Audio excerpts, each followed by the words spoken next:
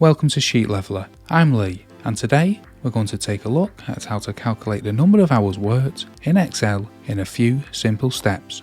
To start, we have a table with the time when an employee started and finished work.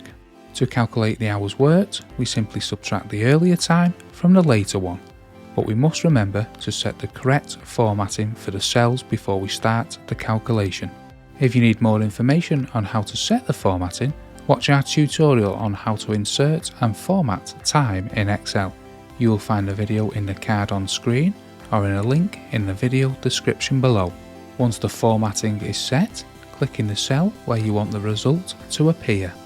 Type in the equals sign, click on the cell with the later time, and then insert the minus sign. Finally, add the time logged under Start Work and press Enter. That's it. We have the result. On Monday, the employee worked 10 hours and 30 minutes in total.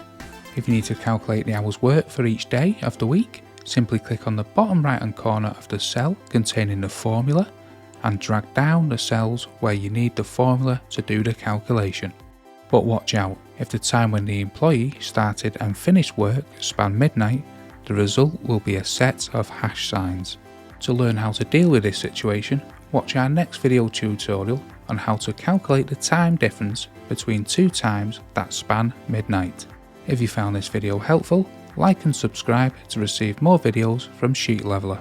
Watch more videos that help you use Excel like a boss. Thanks for watching, and I'll see you in the next video.